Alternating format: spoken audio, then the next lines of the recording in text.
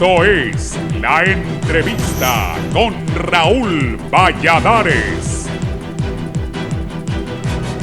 Lo que hay dentro de uno es compromiso con el futuro. Presenta la nota introductoria.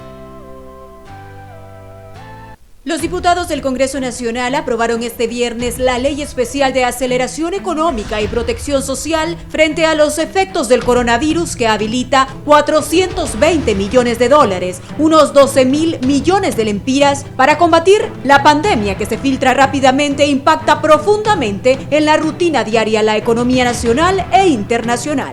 La semana pasada, la Organización Mundial de la Salud declaró pandemia la infección por COVID-19, que se desató a finales de diciembre en la ciudad de Wuhan, en el centro de China, y que a la fecha ya ha matado casi 5.000 personas, infectando a más de 100.000 en 120 países. La declaración de emergencia del Ejecutivo ordena a la Comisión Permanente de Contingencias, COPECO, activar el Sistema Nacional de Gestión de Riesgos y coordinar con la Secretaría de Salud, articular el combate al COVID-19 y el dengue. Autoriza a las Secretarías de Finanzas y Gobierno a analizar e identificar hasta 110 millones de lempiras para garantizar insumos médicos, materiales y equipos de protección personal. De igual forma, proteger a proveedores de servicios y población general al autorizar el uso de lo que sea necesario del presupuesto concedido para enfrentar el estado de emergencia sanitaria. Ordena asimismo a la Cancillería y Secretaría de Salud gestiones con agencias de cooperación y gobiernos amigos, donación de recursos, servicios y bienes materiales para atender la emergencia.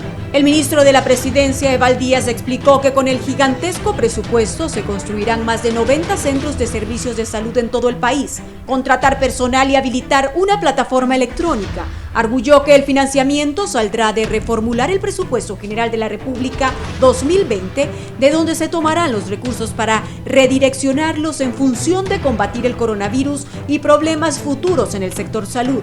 Horas antes, el gobierno de la República elevó el nivel de alarma alerta roja nacional en prevención ante el avance del nuevo coronavirus COVID-19 en la región.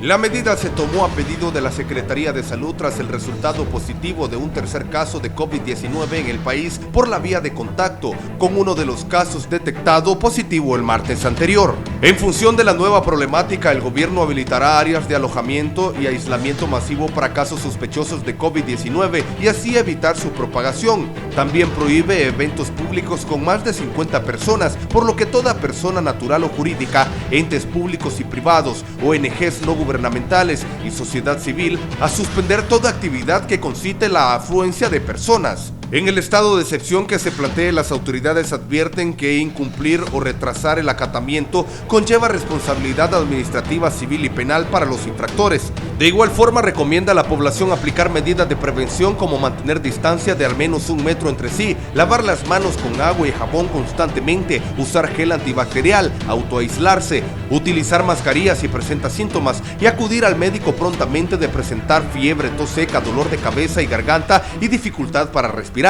Pero la diputada de Innovación y Unidad, Doris Gutiérrez, denunció que el proyecto de ley estuvo apenas 1 hora antes de iniciar la sesión. No hubo copias en físico ni chance de modificar su contenido. También el Colegio Médico de Honduras y el de Cirujanos Dentistas objetan que declarar emergencia por la pandemia sirva para contrataciones directas de obras públicas, suministros, consultorías y recurso humano en un ambiente de abierta discrecionalidad que generaría actos de gran corrupción. En un video publicado en redes sociales, Suyapa Figueroa, presidenta del Colegio Médico, recordó que por años han demandado un sistema sanitario público acorde con las necesidades de la población.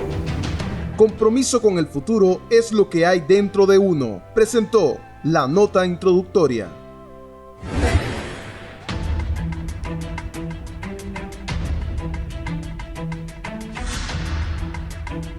Buenos días, bienvenidos a la entrevista, iniciando una semana más, hoy lunes 16 de marzo, con esta emergencia nacional que tenemos debido al COVID-19.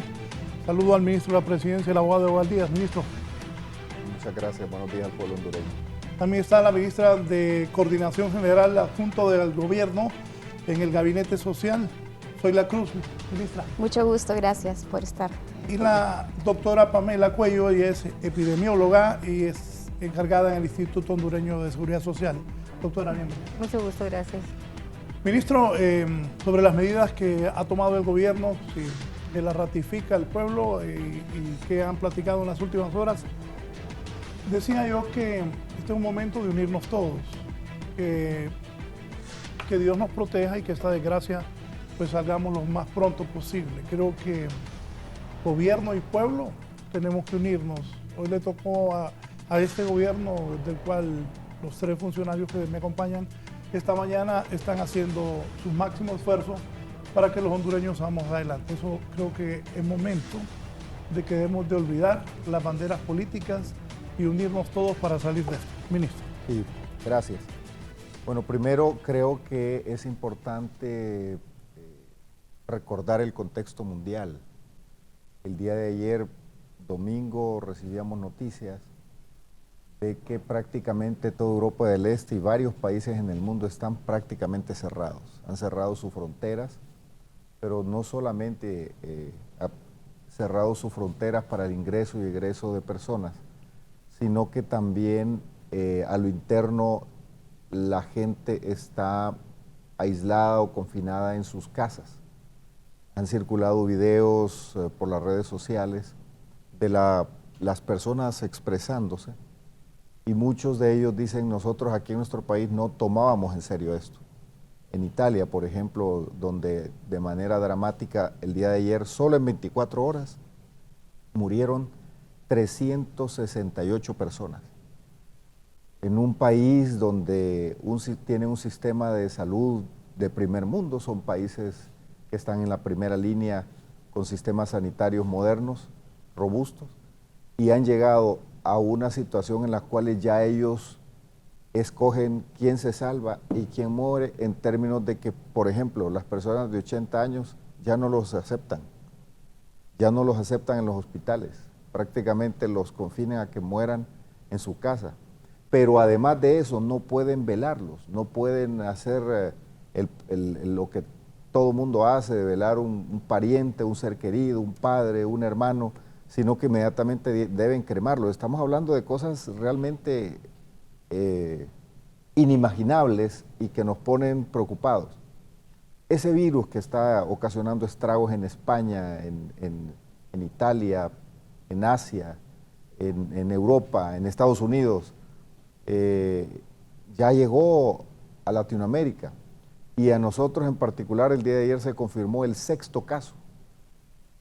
Ya tenemos 6 casos confirmados en el país y hay una dispersión exponencial de ese virus a través del contacto humano, que nos ha llevado a emitir un decreto ejecutivo de restricción de garantías constitucionales, de tal manera que se ha restringido la libertad de circulación, de reunión, el cierre de negocios, el paro del transporte público y una serie de medidas por 7 días para ir evaluando la evolución de esta situación. Ojalá, si todos colaboramos, eso está en cierta medida en manos de todos nosotros, si todos colaboramos, si la población se mantiene en sus viviendas, si la población solamente sale estrictamente a lo que se ha recomendado, que es a comprar alimentos, a comprar medicamentos, a ir a un centro hospitalario, si la población, si los empresarios también, si toda la actividad económica y social colabora y se une, nos unimos todos, creemos que entre todos y el Sistema Nacional de Riesgo, que incluye la Secretaría de Salud, el Seguro Social y todas las autoridades civiles, militares, podemos manejar esta situación de una manera que no nos pegue tan duro. Ya está aquí entre nosotros el COVID-19 y es importante que tomemos conciencia. Muchos de nosotros no le damos el valor a esta situación. Hay personas que no creen, hay personas que creen que no le puede llegar. Nosotros no podemos dar información porque se preserva la identidad de la persona, pero esto no tiene clase social. El COVID-19 no atiende a nombres, no atiende a posición económica, si tiene dinero, si no tiene dinero, si vive en un barrio de la periferia de la ciudad, en San Pedro Sula, en Tegucigalpa, en Choluteca, en La Ceiba, o si vive en una mansión rodeado de seguridad.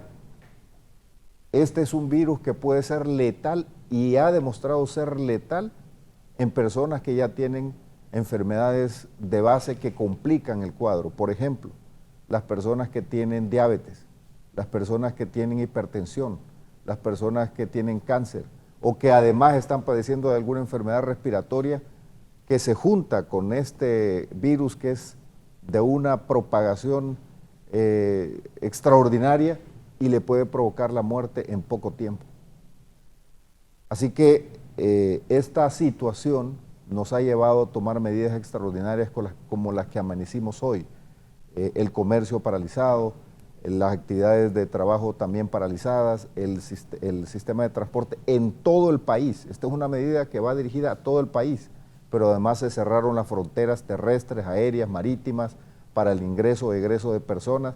Y quienes ingresen al país, porque nosotros no podemos cerrar las puertas a los hondureños tienen derecho de regresar al país, es su país, no los podemos rechazar, pero esas personas que ingresen al país van a pasar inmediatamente a una cuarentena obligatoria.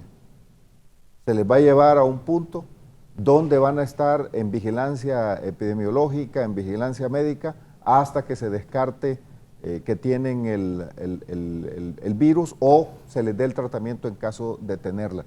Así que estamos viviendo situaciones realmente extraordinarias. Y por otro lado, toda esta situación va a tener un efecto económico que no lo estamos sintiendo ahorita, que lo vamos a sentir en los próximos meses y que lo vamos a sentir en los próximos años. De tal manera que nosotros tenemos que tener medidas de corto plazo para salvar vidas, que son en parte las que he mencionado, y por otro lado, medidas de carácter económico. Hoy lo que estamos garantizando o tratando de garantizar es la seguridad alimentaria, que haya producción de alimentos, la cadena de distribución de alimentos es la que debe seguir funcionando, obviamente los medios de comunicación para mantener informada a la población, las actividades que tienen que ver con hoteles, hemos estado hablando con los hoteles para que también se unan, si llegamos a tener una explosión de este tipo de casos, podamos también algunas personas puedan pasar su cuarentena en hoteles. Se está habilitando la Vía Olímpica aquí en Tegucigalpa para que sirva de albergue para personas que puedan tener esta situación. Es decir, hay una serie de medidas, pueblo hondureño, que estamos tomando que nunca habíamos visto antes. Nos estamos enfrentando a una situación realmente extraordinaria a la que ningún gobierno en el mundo, está demostrado, estaba listo. Nadie estaba listo para esto. Pero nosotros queremos, con la experiencia de otros países, buenas y malas, y con las recomendaciones de la Organización Mundial de la Salud y de la Organización Panamericana de la Salud, manejar esta crisis sanitaria sin que haya una grave y grande afectación a la población hondureña y que esto nos permita salvar vidas. Dos cosas. Se habla de que solo 50 personas, por ejemplo, un supermercado, ¿cómo se va a hacer? Mire, primero no hay reuniones, o sea, el derecho de reunirse, que es un derecho constitucional, está suspendido por el mandato del decreto, no hay reuniones.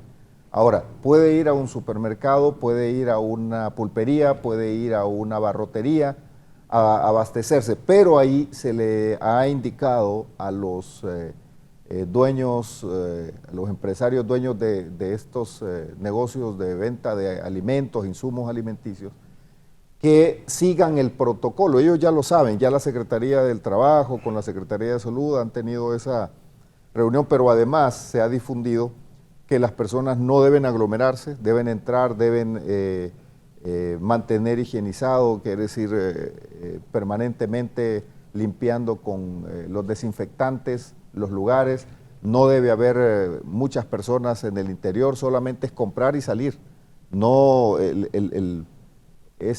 ejemplo, pero no más de 50. no debe haber más de 10 personas y tiene que haber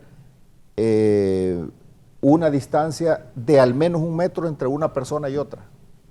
Sí, le digo esto porque no hay que entrar en pánico, estamos con un grave problema, pero ayer me enviaron un video que los stands de un supermercado ya están totalmente vacíos, entonces para tener ese orden en los diferentes supermercados. Sí, yo creo que las personas, eso es muy bueno, no deben desesperarse porque pueden salir a comprar comida, pueden salir a comprar medicamentos, pero exclusivamente a eso.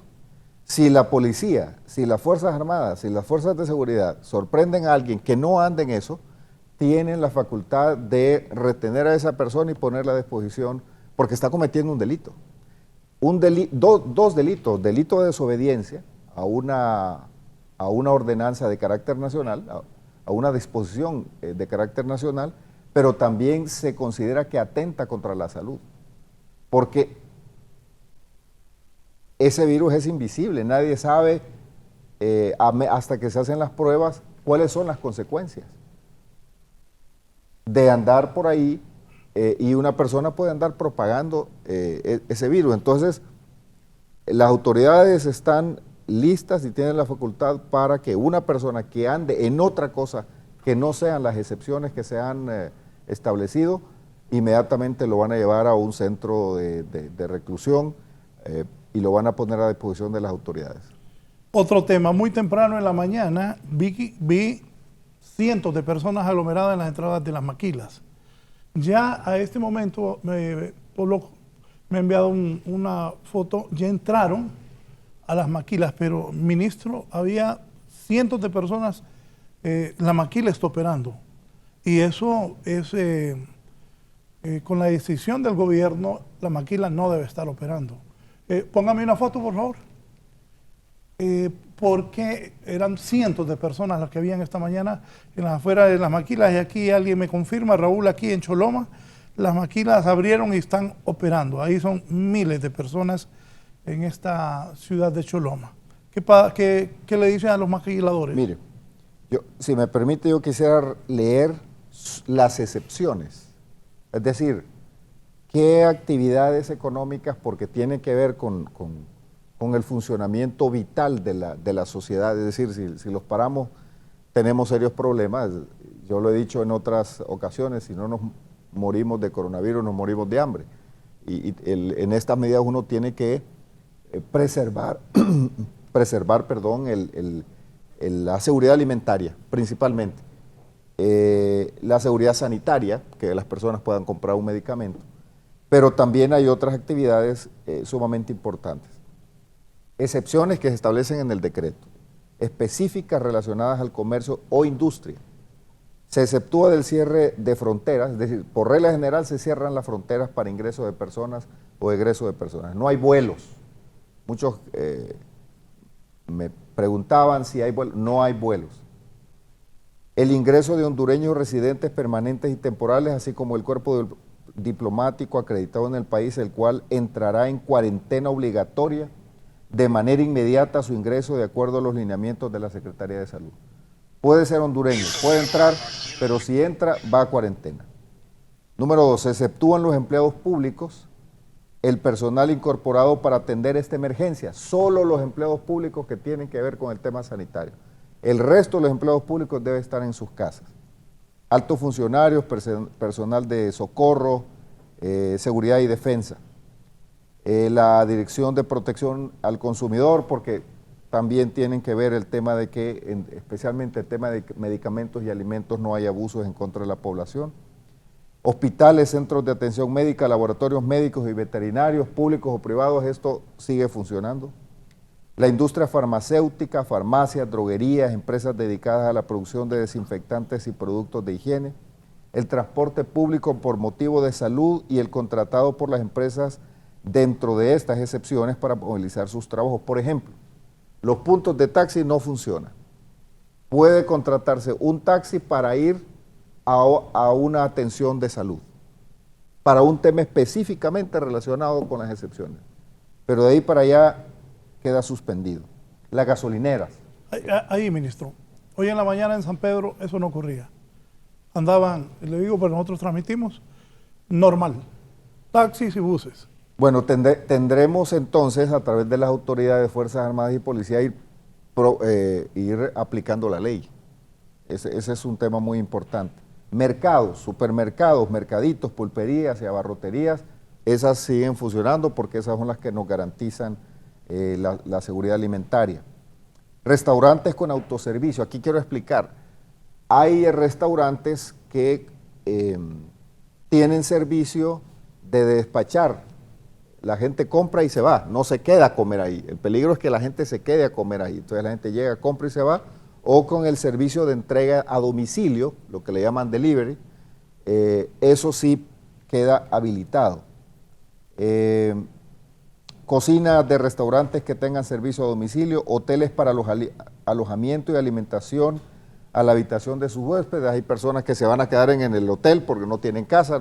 Los hoteles siguen funcionando con sus respectivas cocinas. Empresas de seguridad y transporte de valores, porque aunque estén cerrados los negocios, la seguridad debe continuar. Bancos y cooperativas de ahorro y crédito, tren de aseo, industria agroalimentaria, la industria agroalimentaria, incluidos centros de distribución de alimentos y bebidas, industria agropecuaria, labores agrícolas de recolección y empresas de agroquímicos, industria dedicada a la producción de energía. Eso es todo. Lo que no está en este decreto no debe funcionar. Sí, denme un minuto entonces. Gerlin Perdón, Díaz. me quedaron Sí. tres. Las telecomunicaciones, empresas proveedores de internet y los medios de comunicación, incluyendo radio, televisión, diarios y cableras, eso sigue funcionando. La industria de carga aérea, marítima y terrestre, importación, exportación, suministros de puertos, por la misma razón, y el transporte humanitario y suministro de agua. Esas son 19 excepciones, son las únicas que pueden seguir funcionando y siempre que se tomen las medidas de higiene necesarias. Vuelvo a repetir, Raúl, el corazón de esta medida es evitar al mínimo el contacto entre seres humanos para impedir la propagación de este virus y que se vuelva una afectación que afecte a miles y miles y cientos de miles de hondureños. Si no somos cuidadosos, esto nos puede afectar a todos y no hay sistema de salud en el mundo, de ningún país, por desarrollado que sea, que soporte una situación de estas, y el ejemplo más emblemático lo estamos viendo en Italia, como comenzamos hablando. Sí, antes de pasarle, Gerlin, poneme las fotos de Choloma. Aquí ya la gente ya había entrado, pero mire la aglomeración de vehículos. Pero hay una de gente también ahí, Eddie. Eso es en Choloma. Mire, pero eso no es nada, ministra y doctora. Eso no es nada para lo que vi temprano, que la gente cuando iban a entrar eran cientos de hondureños ahí en la maquila. Sí, eso es increíble. Ese es un foco de contaminación. Pero es que si viera lo que yo vi, se asusta. Es como cuando va a jugar la selección, así había de gente en la entrada de las maquilas. Gerlin Díaz, en San Pedro Sula, en la maquila, perdón, ahí en Choloma. Adelante, Gerlin. Muchas gracias, licenciado Raúl. Estamos ubicados en el Parque Industrial Sicalpules, ubicado en el Boulevard del Este, aquí en la capital industrial de nuestro país, donde a esta hora de la mañana pues continúan llegando los obreros de la maquila aquí a este sector. Aquí no hay paro de labores, de igual forma no hay paro de labores en el SIC San José, en donde también pues nos apostamos desde horas muy tempranas y pues las personas entraron con total normalidad. Aquí no hay suspensión de labores. Hemos abordado a algunos de los empleados de esta maquila y ellos califican de injusta esta medida. Por acá vamos a ver, hemos tratado de tener también algunas reacciones por parte de algunos obreros que han tenido pues que venir a cumplir las funciones porque no les han advertido que no se presenten a labores y ellos temen a que les cancelen pues sus contratos laborales que tienen en las diferentes empresas que funcionan en este parque en donde estamos ubicados aquí, Sicalpules, ubicado en el Boulevard del Este, aquí en San Pedro Sula. Con total normalidad, la maquila trabajando, en donde pues cada galpón alberga unos 500 obreros. Es una saturación de personas y ellos temen pues ser contaminados de manera masiva. Vamos a tratar de llevar por acá las reacciones de una de las obreras. ¿Usted viene a trabajar aquí? Sí, hasta ahorita vengo a trabajar. Venimos. Bueno, de hecho lleva síntomas de gripe la joven que estábamos abordando en este momento y que pretendía pues no venir a laborar, pero ante el aviso de las autoridades por parte de las empresas maquiladoras que tenían que hacerse presente, pues ella ha llegado siempre a última hora, porque varios de los obreros entran desde horas muy tempranas de la mañana a los parques industriales alrededor de las 7 de la mañana y muchos de ellos pues todavía no habían hecho su llegada. Así que con total normalidad están operando los parques industriales aquí en San Pedro Sula. Licenciado Raúl, vuelvo con usted. Gracias, Gerlin. Te agradezco. Preocupante, ministro. Preocupante porque, mire, una cosa es que la industria de la maquila tenga las condiciones a lo interno de las instalaciones, cosa que no dudamos, que tengan las medidas, pero la gente sale a tomar el transporte.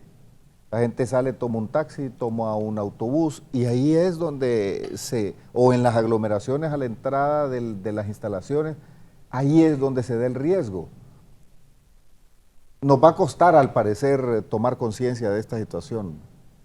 Hay algunos empresarios que hemos visto su preocupación y que han comprendido la magnitud y ellos mismos, a pesar de que tienen un perjuicio económico, están promoviendo el acatamiento a las medidas sanitarias que se están tomando. Hay otros que no magnifican y no quieren entender. Esto es un tema mundial, esto no es un tema de Honduras. Esto no es un tema del gobierno, esto es un tema que está sucediendo en todo el mundo. Los países se están cerrando. Estados Unidos cerró los vuelos a Europa y va aplicando cada día medidas más duras, más difíciles. Nosotros tenemos que hacer lo nuestro, pero el gobierno no lo puede hacer todo. Si usted no colabora, si usted no toma conciencia de esta situación, las personas, una persona querida, un padre, una madre, un hermano, puede perder la vida. Imagínense, Raúl, que lleguemos aquí al caso de que tengamos cientos de muertos y que ya lleguemos como en Italia, que llegue un señor de 80 años y que no lo puedan atender porque ya no hay camas, ya no hay forma de atenderlo, no hay medicamentos y que además no lo puede velar, que va a tener que ver cómo o sea, es algo realmente preocupante, pero que tiene que ver mucho con el compromiso del empresario, tiene que ver mucho con el compromiso de las personas.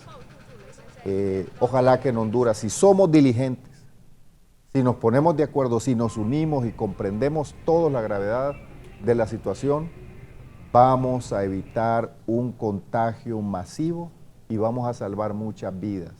Si no lo hacemos, si no tenemos conciencia de esto, el precio que podemos pagar es muy caro. Sí, doctora, es triste el ejemplo de la maquila. ¿Qué piensa usted? ¿Y qué le dice la población? Sí, bueno. ¿Cómo está el Seguro Social para enfrentar esto? Sí, buenos días. Bueno, desde hace 3 meses nosotros hemos estado viendo, ¿verdad?, la escuela que ha sido nosotros para China ha sido realmente una escuela para nosotros, porque hemos aprendido mucho de ellos, ¿verdad? Ellos son unas personas bastante productivas que dan unas respuestas inmediatas a cualquier problema, ¿verdad? Realmente nosotros hemos tomado ejemplo de ello, ¿verdad? Las contenciones que han hecho, el tratamiento que han aplicado, ¿verdad? Las intervenciones que han hecho oportunas. Sin embargo, ya vemos que se ha extendido, salió de frontera, ¿verdad? Y la mayoría de los, mejor dicho, los casos han sido importados, ¿verdad? Han venido, se fue extendiendo a Europa, después pasó a América, después a América Latina, o sea, realmente nosotros tenemos que tener esa precaución, aparte de la educación, que sí es bien importante, pero tenemos que tener la parte de conciencia. Esto es un problema serio que nosotros tenemos como país. Aquí no estamos identificados como Seguro Social o como Secretaría de Salud, somos un todo. Realmente tenemos que trabajar duro porque ya tenemos el problema. Hemos venido alertando desde que se comenzó el problema en China, ¿verdad? Dando las directrices desde la competencia de mi preparación, ¿verdad? Que soy epidemióloga, hemos estado dando las directrices, qué podemos hacer, la capacitación al personal, qué es lo que podemos hacer como contención realmente, ¿verdad? Lastimosamente, pues algunas fueron escuchadas, otras no fueron escuchadas. Sin embargo, ya estamos en el problema, ya tenemos la enfermedad aquí y aquí lo que nosotros nos resta es cumplir las medidas preventivas, que es lo que nosotros vamos a contener más la expansión, ¿verdad? Las medidas que se han tomado por parte de Gobierno y Secretaría de Salud, que son el ente rector, ¿verdad? Nosotros somos como institución, estamos haciendo lo que nos compete. Nosotros a nivel de Seguro Social, pues hemos hecho nuestras clínicas de triage en todos los establecimientos de salud, porque nosotros creemos y estamos seguros que nosotros tenemos que buscar los casos, no que los casos vengan a nosotros, ¿verdad? Esto va a ser una manera de contención. Lo que usted menciona, licenciado, lo de las maquilas. En algunas de las maquilas que nosotros tenemos adscritas al Seguro Social, hemos hecho contención en la búsqueda de sintomáticos respiratorios, que esos inmediatamente los mandamos para casa, porque nosotros que tenemos que proteger al enfermo de que no vaya a contaminar prácticamente al sano, ¿verdad? Y tenemos que tomar las medidas de prevención correspondientes. La concientización de la población es fundamental.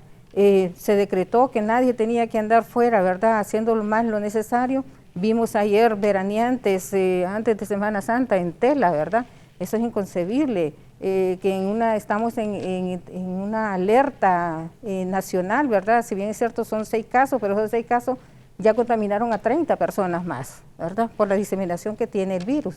Entonces, el llamado más que todo es a la conciencia. Educación creo que tenemos todos, pero la conciencia es la que nos falta realmente, ¿verdad? Estamos en una fase 2 que tenemos que ver esa contención. La contención la vamos a hacer nosotros, ¿verdad? Evitando, ¿verdad? Ir a un sintomático respiratorio que vaya a una empresa, ¿verdad? Tiene que andar con su mascarilla, que si bien es cierto, la mascarilla va a proteger hasta cierto punto, pero no va a contener, ¿verdad? Entonces, aquí la prevención, el lavado de manos, ¿verdad?, es sumamente importante. Si bien es cierto, promocionan el gel, ¿verdad?, protege hasta cierto punto, pero a la tercera aplicación de gel hay que hacer el lavado de manos. El lavado de manos no es sustituible, ¿verdad?, para contener ese tipo de transmisión, ¿verdad?, porque el virus es altamente virulento, ¿verdad?, que la mortalidad se ha visto no es del 2%, pero eso no quiere decir que vamos a permitir, teniendo la posibilidad de hacer una prevención, ¿verdad? Los criterios epidemiológicos dicen que el aislamiento es la mejor contención para la diseminación de un virus, ¿verdad? Ministra Zoila Cruz, sobre estas determinaciones del gobierno, después de la pausa vamos a hablar de la Red Integral Pública de Servicios de Salud, sobre la decisión que han tomado en el gobierno. Bien, a mí me gustaría comenzar diciendo que estas no son determinaciones improvisadas. Nosotros hemos analizado con mucha profundidad cuál es la situación real de la población y hemos encontrado que de los aproximadamente 2 millones de hogares que existen en Honduras, alrededor de 1.4 millones son pobres multidimensionales. Eso quiere decir que carecen ya sea de educación, salud, trabajo o vivienda. Esas son las 4 dimensiones. Lo más importante de este dato es que 1.15 millones de hogares carecen de un sistema de salud integral. Y esa es la causa por la cual nosotros hemos introducido dentro de esta nueva ley este componente importante de la red integral pública de salud. Eso es de alguna manera lo que dispara esta decisión. Y lo que nos está de alguna manera apoyando esta nueva ley es justamente para crear las condiciones para que el Estado de Honduras, y no solo digo el gobierno, sino el Estado de Honduras, pueda determinar y tomar las decisiones necesarias para responderle a la población con un sistema integral de salud. Sí, vamos a hacer una pausa, continuamos en un momento para hablar sobre este Red Integral Público de Servicios de Salud, también abordar el tema del coronavirus. Vamos a ver si contactamos también ahí, Víctor, muevan a buscar a don Mario Canaguati, que es el presidente de los maquiladores, para ver qué nos dicen, porque de acuerdo a un informe Son cerca de entre 25 y 28 mil personas ahí, ¿verdad? La mayoría se ubica en el Valle de Sula, son más de 160.000 personas. Y hay una empresa que es la más grande, que tiene más de 28.000 trabajadores. Repítame ese dato. O sea que hoy es que aquí no hacemos caso. Y fueron claros los que no aparecían ahí. Les voy a decir algo. Yo ayer anoche le escribí al ministro cuando vi que no aparecía las telecomunicaciones. Yo le hablé para preguntarle y ellos rápidamente actuaron porque las telecomunicaciones se necesitan. Pero ahí no decía que la maquila tenía que ir a trabajar. O sea que ahí en el Valle Sur se movieron hoy 128.000 personas.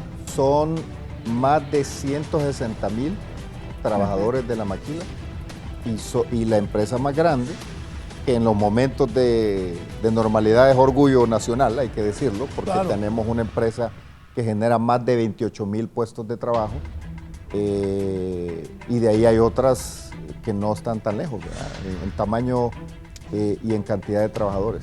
Sí, no, aquí lo que estamos hablando es de que los dueños de las maquilas deben reunirse porque la prohibición está clara, como dice el ministro, pues la maquila sirve tanto al país que hay tanto empleo, que bueno, hay en el Valle de Sula, pero en este momento sí. En Italia, país del primer mundo, la gente no creyó que la medida que tomó hoy el gobierno de suspender a los empleados públicos que no vayan a trabajar, no es que estén de vacaciones, ni que agarren para las playas, ni los bares. Eso pasó en Italia. La gente creyó que estaba de vacaciones. Llevaron el virus a sus abuelos y a sus padres y por eso esa cantidad lamentable de tanto muerto en un país como Italia. La Red Integral Pública de Servicios de Salud, ministra, si le explican al pueblo hondureño esa decisión. Sí, mire, primero agradecemos al Congreso Nacional por apoyarnos en esta decisión. Cuando hicimos la exposición ante el Pleno del Congreso explicamos que esta situación del coronavirus nos viene a afectar en la parte de salud, que es lo que estamos viendo. Eso tiene unos protocolos y tiene una aplicación y tiene medidas de contención de la propagación, de los cuales hemos estado hablando y se han hablado en otros programas y hay mucha información a través de los medios de comunicación y en las redes sociales. Pero hay otro elemento y es cómo va a afectar la economía nacional. Solamente desde haber anunciado que en Honduras se confirmó el primer caso de COVID-19 y que luego ascendió a 3,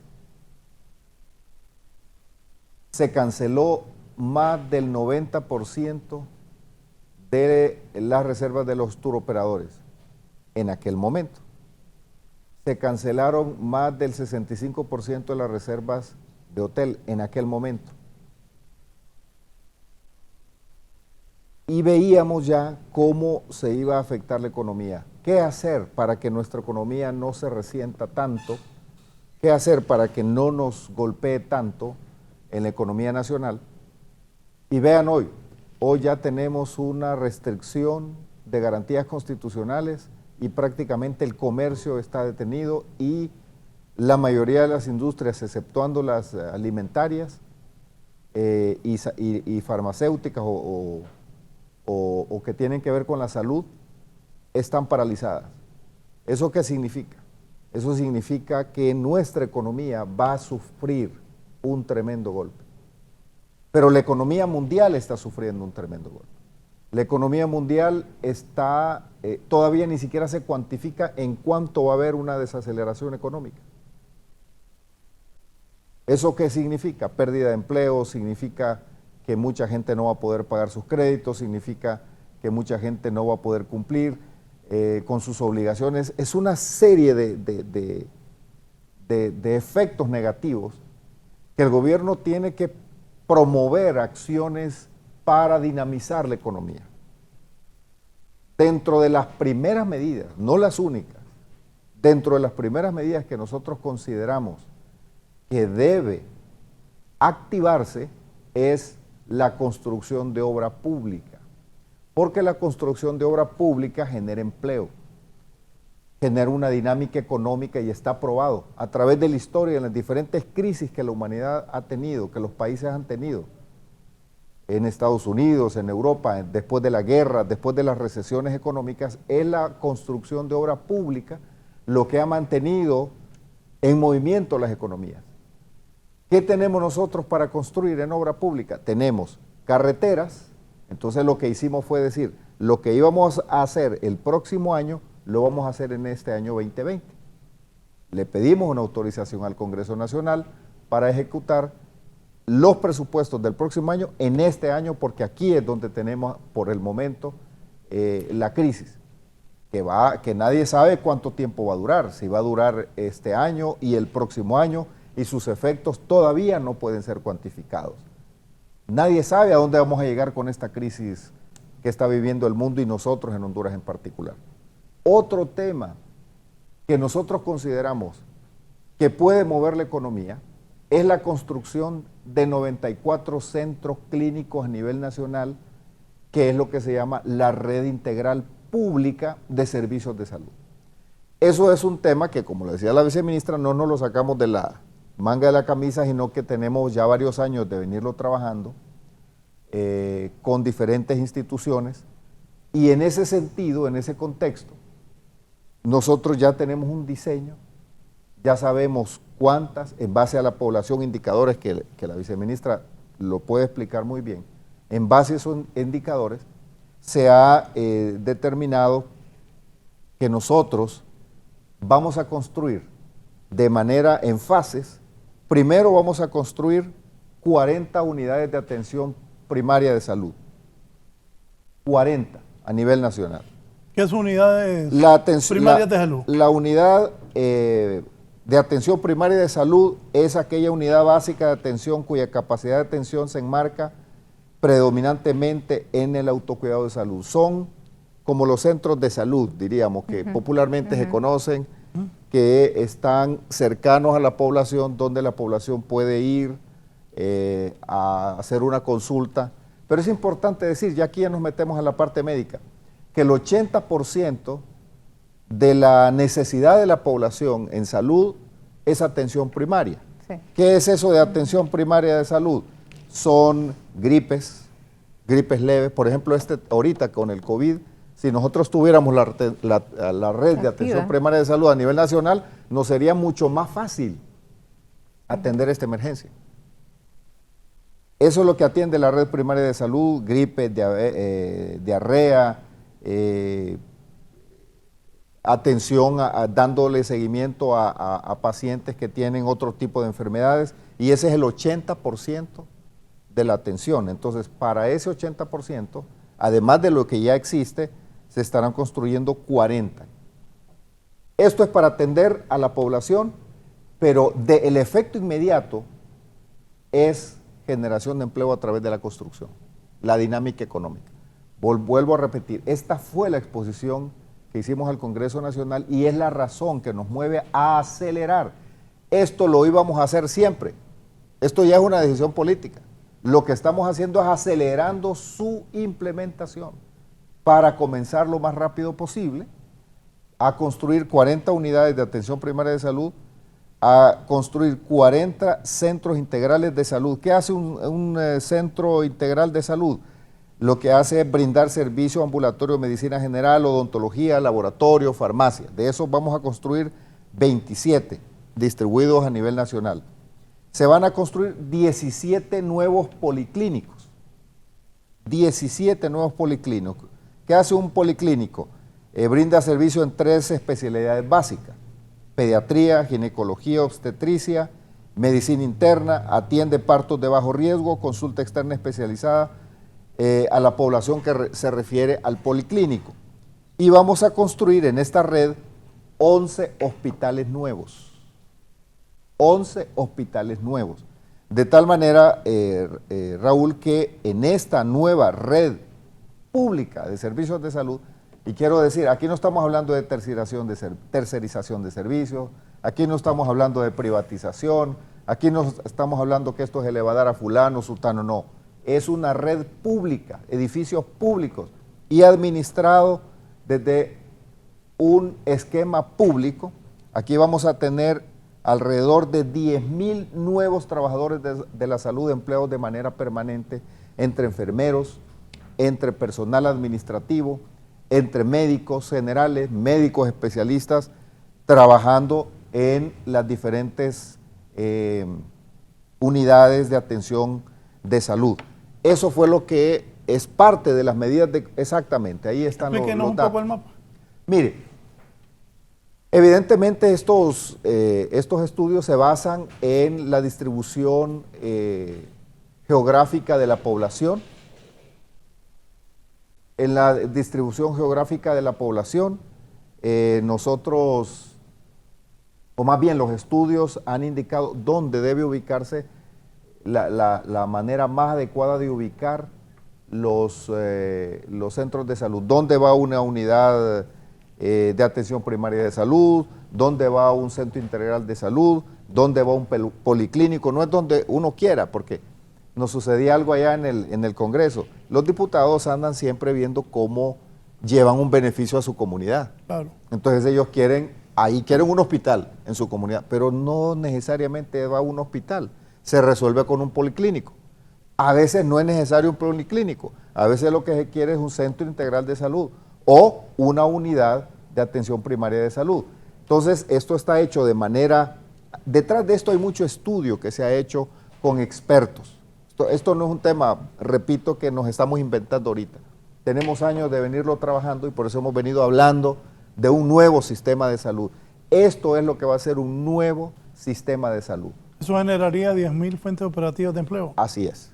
Entre enfermeras, personal administrativo, médicos generales y médicos especialistas. Y además, el presupuesto para el sueldo, la operación de estos centros unitarios, ahí la viceministra nos va a explicar cómo es que se le va a pagar a estos 10,000 nuevos puestos de trabajo. Ahora, ¿quién va a poner los 420 millones de dólares, que es lo que cuesta construir esta red hospitalaria de salud?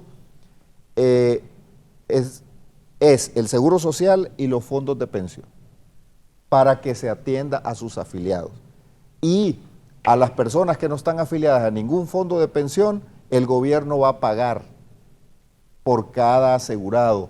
Ya ella va a explicarlo mejor. De tal manera que de esa manera vamos a ir atendiendo. Y vuelvo a repetir, esto es público, es la red pública de atención primaria de salud. Esto es un tema que ya se viene trabajando desde hace varios años. Y termino diciendo esto. No estamos hablando de contrataciones de dedo, como muchos han malinterpretado. No estamos hablando tampoco de que haya ausencia de control o veeduría. Al contrario, el decreto que aprobó el Congreso Nacional en su artículo 1 comienza precisamente estableciendo que debe haber una veeduría y rendición de cuentas de esto. En la implementación de esta ley, que ahorita estamos hablando del tema de salud, pero hay otros elementos que también este decreto autorizó. En la implementación de esta ley, tanto en sus mecanismos especiales de contratación de obras públicas, así como la adquisición de bienes y servicios a las instituciones autorizadas, actuarán como veedores para garantizar la transparencia y rendición de cuentas, la Iniciativa de Transparencia de Infraestructura COST, el Foro Nacional de Convergencia y el Consejo Hondureño de la Empresa Privada. Y obviamente no es un tema cerrado, es un tema abierto para que haya veeduría, que haya absolutamente procesos transparentes para poder llevar a cabo este proceso, y los de contratación de carreteras y la demás obra pública que autoriza este Congreso para contrarrestar los efectos económicos que nos está dejando esta tragedia mundial. Y nosotros queremos, Raúl, hablábamos con el presidente Hernández y con los compañeros del gabinete, nosotros aspiramos que esta sea la operación de obra pública más transparente de la historia de Honduras. Sí, antes de pasar la palabra a la ministra Zoila Cruz y más adelante a la doctora Cuello, está uno de los... Está don Mario, ¿verdad? El ex canciller de la República, es presidente del COED y presidente de los maquiladores. Don Mario Canaguati, hemos transmitido de que hoy pues, la maquila no se ha detenido en Choloma y pues eso ha generado alguna preocupación desde muy temprano debido a la gran cantidad de personas que gracias a la maquila tienen empleo. ¿Qué le podemos decir a la población hondureña? Aquí hablamos con el ministro Eval Díaz y mis demás invitadas que no se debería estar operando. ¿Qué le podemos decir al pueblo? Buenos días, don Mario. Buenos días, Raúl. Gracias por la oportunidad. Yo quiero comenzar dando a conocer con el hecho de que la única industria que ha estado manejando protocolos desde un principio que la OMS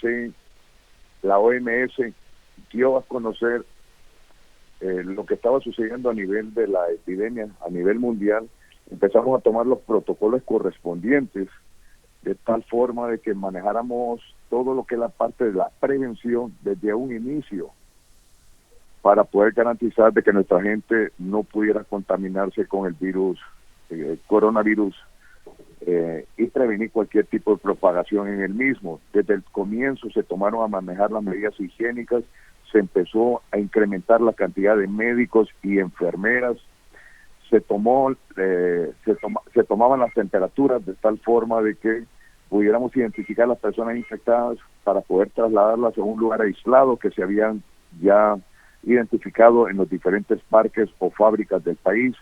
Se tenían a las ambulancias listas para poderlas trasladar a los lugares de triaje que tenía establecido el gobierno. O sea que en ese sentido, como antesala, lo que quiero dar a conocer es que hemos sido responsables desde un principio. Ayer el gobierno de la República sacó un documento donde daba a conocer, hizo una conferencia de prensa de que la maquila tenía que evaluar las posibilidades para eventualmente cerrar operaciones. Quiero darles a conocer de que nos reunimos hasta altas horas de la noche con la Junta Directiva. Hoy lo vamos a hacer con la empresa ampliada y en la tarde con los sindicatos para ya tomar decisiones definitivas para poder cerrar operaciones el día de mañana. Pero en ese sentido, Raúl, es bien importante entender de que hay fábricas que están haciendo indumentaria médica, todo lo que es la parte de las batas, las máscaras, las zapatillas, los gorros, que tienen que seguir operando porque son parte del sistema médico que permite que las enfermeras y que los médicos puedan tener la indumentaria correcta para poder hacer su trabajo. Igualmente, hay fábricas haciendo las bolsas y las cajas que son fundamentales para que los productos que lleguen a los supermercados, los productos que llegan a las farmacias, puedan lógicamente ser empacados de manera de que se maneje todo esto de forma ordenada. Así que yo quiero darles a conocer de forma seria que la maquila definitivamente está consciente que la salud de los trabajadores es prioridad, que cualquier tipo de posibilidades de propagación del virus tenemos que ver de qué manera nos anticipamos y tomar decisiones lo más sabio posible, y aun cuando el decreto da amplitud para que la maquila pueda trabajar, nosotros vamos a tomar la decisión el día de hoy. Ayer tomamos la decisión para parar operaciones esas que no se necesitan el día de mañana.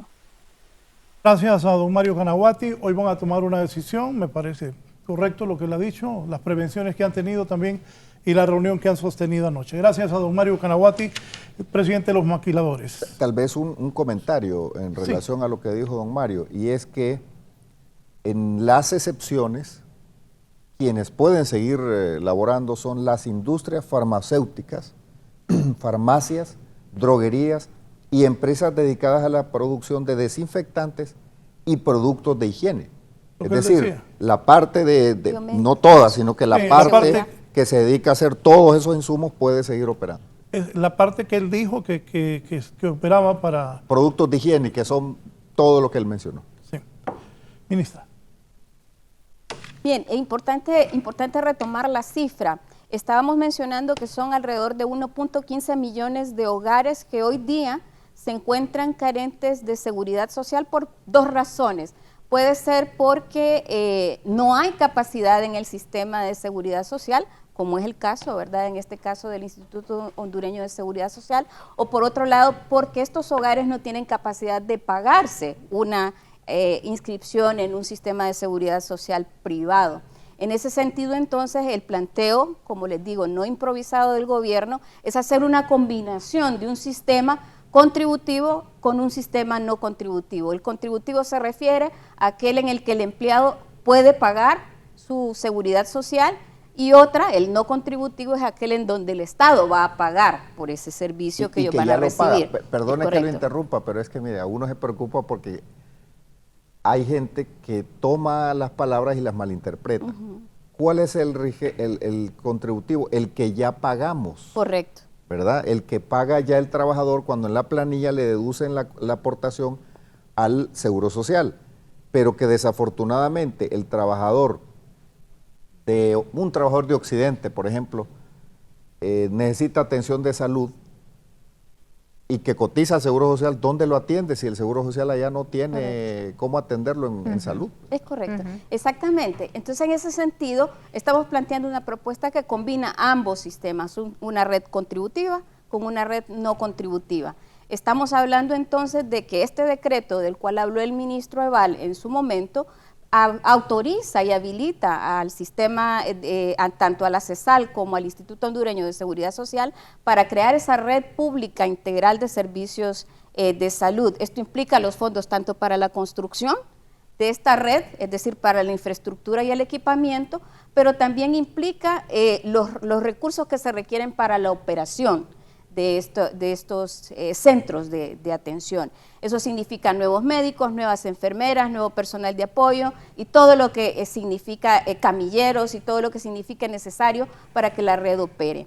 Ahora bien, hay una propuesta de asignación dentro de este decreto, donde a través de la CEFIN está previsto que se asignen los fondos necesarios para la operación. Estamos hablando desde 51,000 salarios mínimos, que son más o menos 450 millones de lempiras por año en el año 2020, hasta 150,000 salarios mínimos en el año 2024. Con estos datos estoy dando a entender que es una política de Estado, no una política de gobierno. Estamos hablando de que esto trasciende al gobierno actual. Y eso es muy importante hacerlo notar, porque es importante que el ciudadano entienda y se sienta seguro de que este sistema de atención y de seguridad social va a permanecer en el tiempo.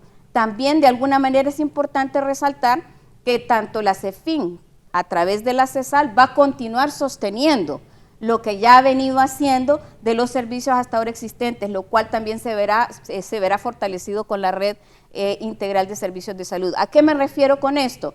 Que si en este momento la Secretaría de Salud está recibiendo recursos para llevar sistemas descentralizados de salud, por ejemplo, y sistemas de atención integral a través de los hospitales, de su red ya hospitalaria existente, eso va a continuar existiendo. No es que la una sustituya a la otra. Lo que viene a hacer esta red es a fortalecer el sistema integral de servicios de salud.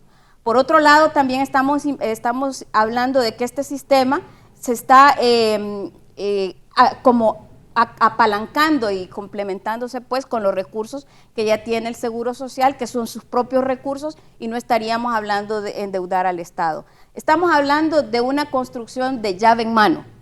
Y estamos hablando también de primeras entradas y primeras salidas, que no estamos diciendo que van a tener que esperar 15, 20 o no sé cuántos meses para que empiece a operar el primer hospital. Primer centro de atención que se haya construido, ese centro va a entrar en operación. Y eso es importante resaltarlo, porque eso quiere decir que vamos a estar en mayores posibilidades de atender a la población conforme se vaya creando esta red de atención.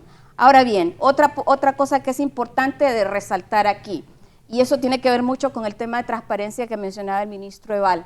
Aquí nosotros no estamos planteando que esto lo maneje cualquier persona, sino que estamos hablando de que para que se maneje estos recursos para la construcción de esta instalación de la red pública de servicios de salud, estamos hablando de que se identifique un ente que puede ser, por ejemplo, la unidad de contrataciones del Sistema de Naciones Unidas, por ejemplo, para que maneje y administre estos recursos y que sea esta la que verifique cómo se construye. Hay un problema con eso. Ajá.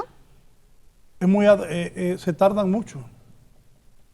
Bueno, justamente la idea de ir al Congreso fue para habilitarnos la posibilidad de tener la mayor celeridad posible para la construcción de esta red y por lo tanto poder también hacer las adquisiciones necesarias y la contratación necesaria del personal para poder atender a la población como corresponde y en el momento oportuno. Esto es clave. Y otra cosa, el decir que es una cuestión de primeras entradas, primeras salidas, es que hospital que se vaya construyendo, centro que se vaya construyendo, se pone en funcionamiento. Es decir, no vamos a esperar hasta que el último centro esté construido. Según la proyección, el primer hospital, ¿cuándo estaría construido? Estamos hablando de los próximos 4 o 5 meses. Pero ahí quiero aclarar algo. Son 4 niveles que tienen diferentes complejidades. Una unidad de atención primaria de salud es sencilla. De ese nivel nosotros esperamos que antes de final de año tengamos construida la mayoría. No le puedo decir ahorita si 10, si 15 o 20 o la totalidad.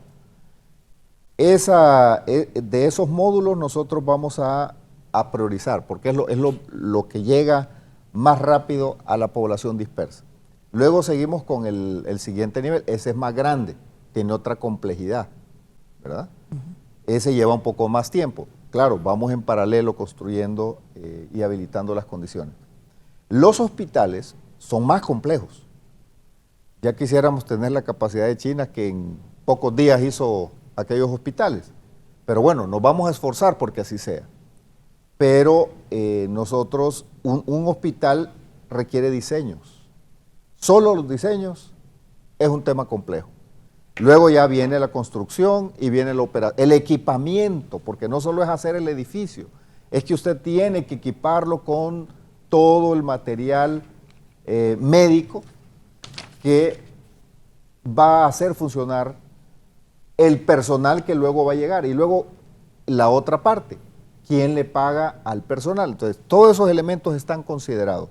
Nosotros esperamos arrancar en los próximos 6 meses, pero vamos a empezar con las unidades básicas, las unidades de atención primaria de salud.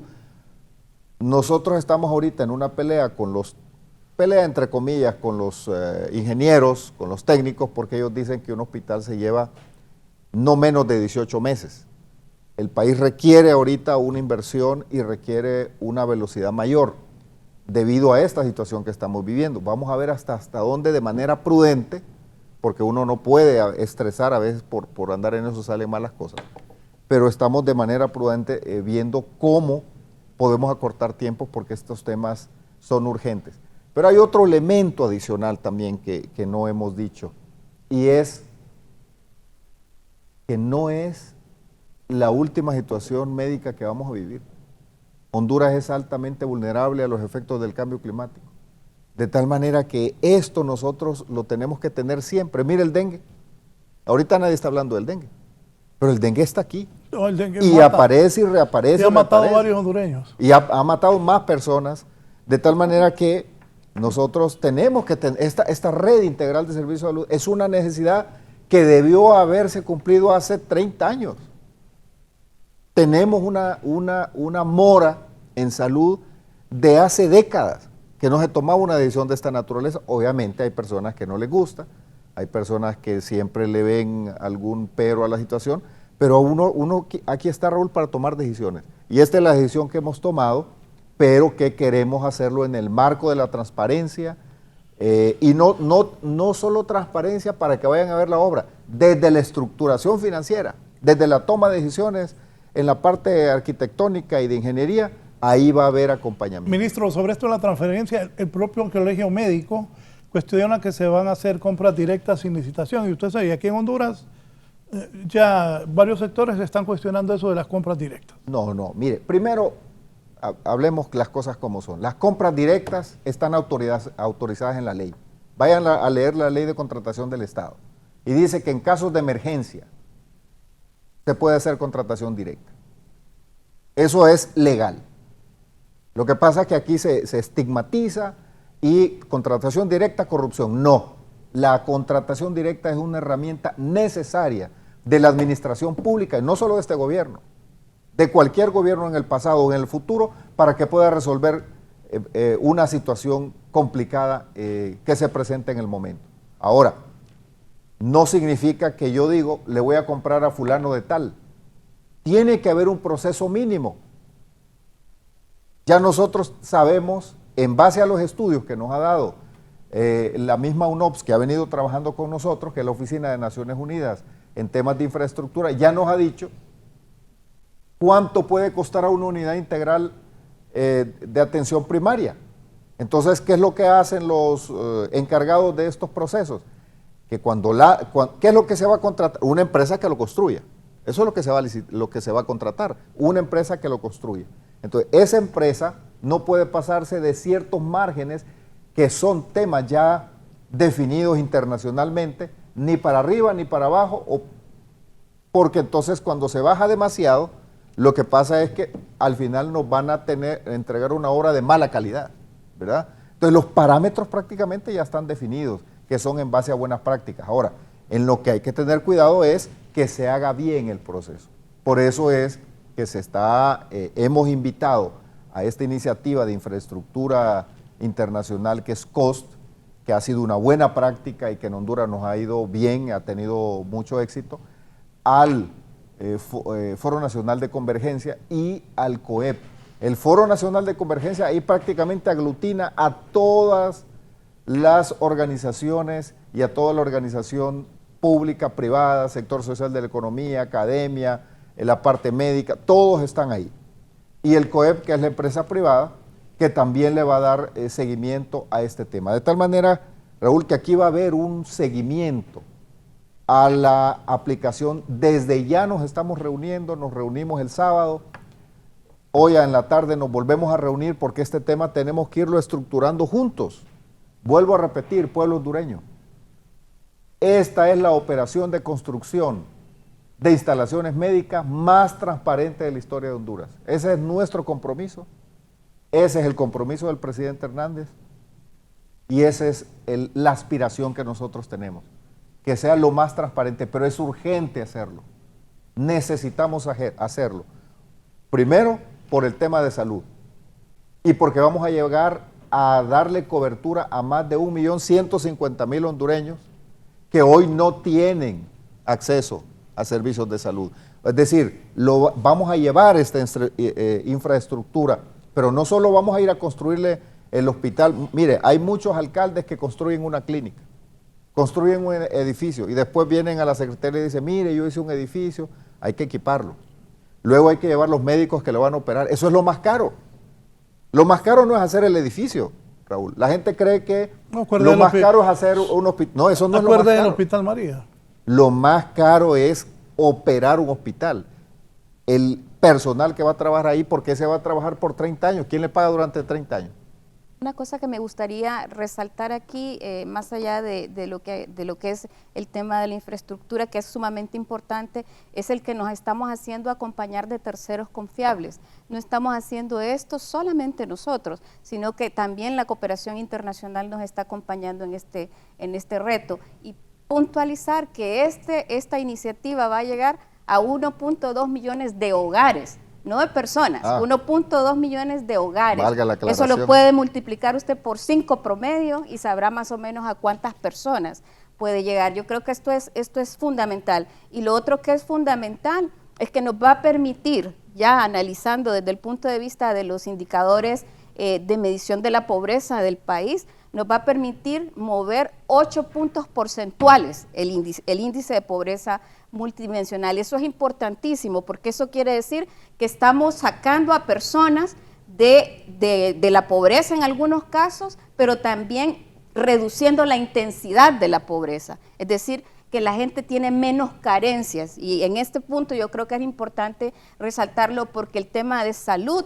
es uno de los indicadores más importantes que hemos tenido nosotros y también uno de los que más ha costado mover. Entonces creo que estamos en un momento histórico, como bien lo dice el ministro Eval, en el cual podemos, por un lado, tener los recursos para construir la infraestructura, por otro lado, tener la voluntad política que ya nos acompaña tanto el Ejecutivo como el Poder Legislativo para poder hacer de la manera más acelerada esta operación, pero por otro lado contar también con el compromiso y con el acompañamiento de estos actores del sector, no solamente de la sociedad civil, sino también de la cooperación internacional. Sí, voy a hacer una pausa para continuar. Se anuncia una nueva conferencia de Copeco para conocer cuál es la situación de las personas enfermas de coronavirus, pero voy a ir con Odalis Urbina. En Italia ya tomaron la decisión que una persona mayor de 80 años en adelante no va a ser recibida en los hospitales porque colapsaron los hospitales allá en Italia. En el Instituto de Atención al Adulto Mayor está Odalis Urbina. Un rápido informe, Odalis, adelante con usted. Buenos días, licenciado Raúl Valladares, invitados y también televidentes del foro La Entrevista. En este momento me encuentro con el doctor Oscar Gómez. Él es el director general del Instituto de Diabéticos. Doctor, los pacientes diabéticos son las personas más vulnerables ante esta situación del COVID-19. Sí, así es, licenciada. Es uno de los grupos de riesgo que tenemos para el coronavirus. Por eso nosotros hemos tomado las medidas preventivas que corresponden y hemos practicado también el protocolo que Salud Pública nos ha dado. En primer lugar, ya todo nuestro personal, como verá, tiene su equipo de protección personal. Asimismo, también se les está tratando de poder dar a los pacientes las medidas preventivas que corresponden.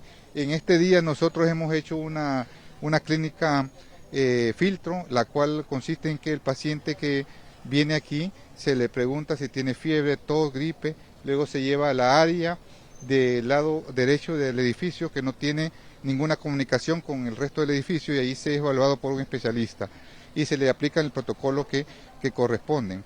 Asimismo, hemos nosotros usado las redes de comunicación y toda la información que se necesita la población general para que es necesario dar conciencia a la población general, pero en especial a la población diabética, que no se exponga. Esto es serio y la gente no quiere hacer caso. Si la paciente tiene una cita aquí programada, si está estable con su presión, estable con su azúcar, por favor no venga, llámenos y nosotros le reprogramamos la cita. Asimismo estamos nosotros haciendo énfasis de lo serio que es la situación que está enfrentando el país y el mundo entero, para que puedan tomar las medidas preventivas que corresponden a la población en general. Como vio ustedes, ese bus que pasó ahorita lleno, el taxista también que nos insultó ahorita diciendo de que era mentira. Esto es lo que hace que el país pueda entrar a una epidemia. Por eso estamos haciendo nosotros énfasis en que esto es serio, que la población debe tomar conciencia. Doctor, ¿existe hasta este momento algún privilegio para algunos de los pacientes diabéticos que se presentan al centro? Sí, nosotros tenemos el protocolo que nos han brindado el Salud Pública y así el personal ha sido capacitado en la cuestión de toda la información que corresponde al coronavirus. Así nosotros estamos tratando de poder ayudar a la población. Por ejemplo, yo esperaba ahorita muy pocos pacientes, según el comunicado y la cadena que dio el gobierno ayer, pero vinieron, se llenó todo.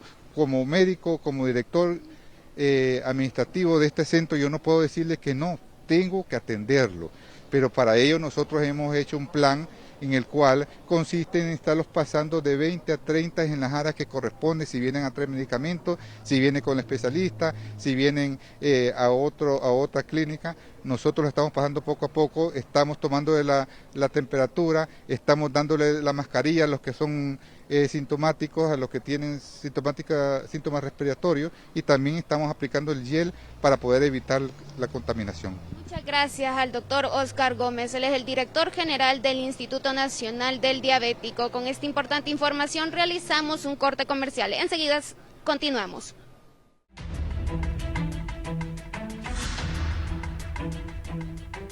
Vamos, ministra, un rápido resumen, ¿para cuándo se espera tener todo esto? Bueno, nosotros estamos comenzando ya. De hecho, nosotros ya estamos desde hace varios meses atrás trabajando en todo este tema de la conceptualización gracias al apoyo que hemos recibido tanto de Naciones Unidas como del BID, del BESIE, tenemos los estudios necesarios para poder tener el dimensionamiento de lo que es el proyecto y también obviamente el impacto que esto va a producir.